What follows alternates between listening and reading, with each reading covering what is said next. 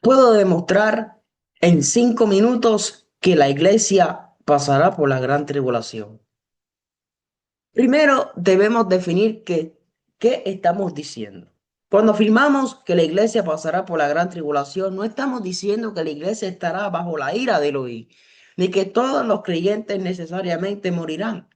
Estamos diciendo que la escritura presenta a los seguidores de Yeshua enfrentando tribulación, persecución y oposición antes de la manifestación gloriosa del Mesías.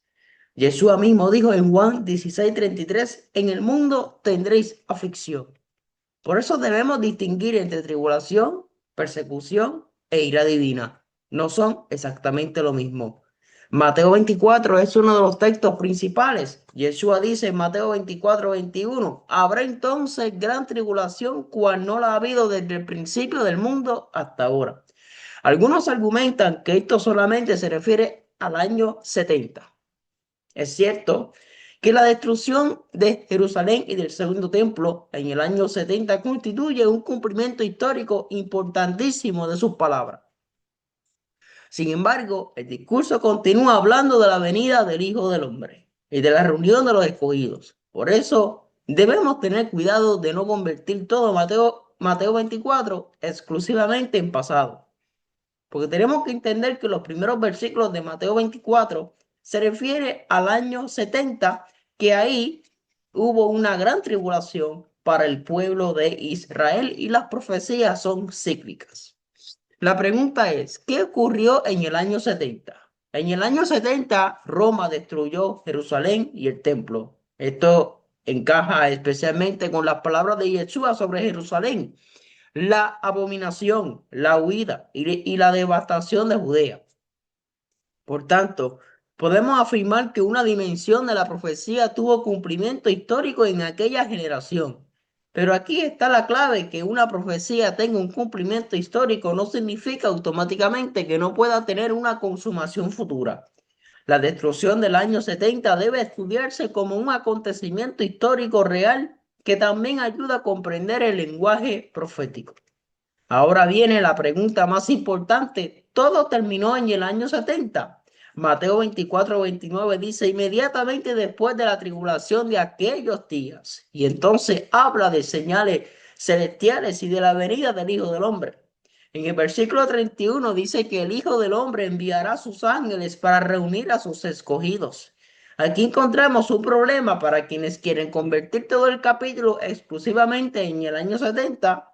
Debemos explicar cómo la destrucción de Jerusalén agotaría completamente las declaraciones sobre la manifestación universal del Hijo del Hombre y la reunión final de sus escogidos. Por eso, existe una dimensión escatológica que apunta hacia la consumación futura. Además, Yeshua relaciona la perseverancia con sus discípulos. En Mateo 24:9 dice que sus seguidores serían entregados a tribulación y perseguidos por causa de su nombre. En Mateo 24:13 declara, el que persevere hasta el fin, éste será salvo. Esto demuestra que el modelo presentado por Yeshua no es necesariamente: mis discípulos nunca experimentarán tribulación. El modelo es: mis discípulos deben permanecer fieles hasta el fin. El libro de Apocalipsis utiliza un lenguaje similar cuando habla de los santos que perseveran y guardan los mandamientos de Elohim y la fe de Yeshua. Apocalipsis 14:12. Pero Elohim no nos ha puesto para ira. ¿Qué hacemos con eso? Primera de Tesalonicenses 5:9 dice que Elohim no nos ha puesto para ira. Amén. Pero el texto dice ira, no simplemente tribulación. Esa distinción es fundamental porque los creyentes pueden atravesar persecución y sufrimiento sin estar destinados a recibir el juicio condenatorio de Elohim. Vemos a un sádic, a un justo, Noé, que estuvo en medio de una generación bajo juicio. Israel estuvo en Egipto durante las plagas y los siervos de Elohim han sufrido persecución a lo largo de toda la historia. Ser protegido por Elohim no siempre significa ser removido físicamente antes de la prueba. Si el pueblo de Israel pasó por una gran tribulación, ¿por qué nosotros no? se ha enseñado de que la iglesia no pasará por la gran tribulación y que solamente Israel va a sufrir. La mayoría de los cristianos no guardan la Torá, rechazan el Shabbat, rechazan las fiestas y van a ser supuestamente raptados mientras Israel está sufriendo que acepta la Torá. Sí, hay eh, personas, la mayoría de los judíos, hay un remanente judío que ha reconocido a Yeshua, pero otros tienen un velo, no han recibido al Mesías. ¿Ok? Sé que esto se lleva más exégesis, más tela que cortar, pero solamente en unos minutos te voy a demostrar que la iglesia sí pasará por la gran tribulación. ¿Quieres saber también en el próximo video si la iglesia se va en un rapto, si eso existe? Espéralo en el otro video. Mientras tanto, seguimos estudiando. Punto número 7. ¿Y qué significa ser tomados y ser dejados? Mateo 24, 40, 41 dice que uno será tomado y otro será dejado. Pero el contexto inmediato habla de los días de Noé. ¿Quiénes fueron tomados en el relato de Noé? El juicio vino sobre los que estaban fuera del arca, mientras Noé y su familia fueron preservados, fueron dejados. Por eso, no debemos introducir automáticamente el concepto moderno de un rapto secreto en ese texto sin analizar su contexto.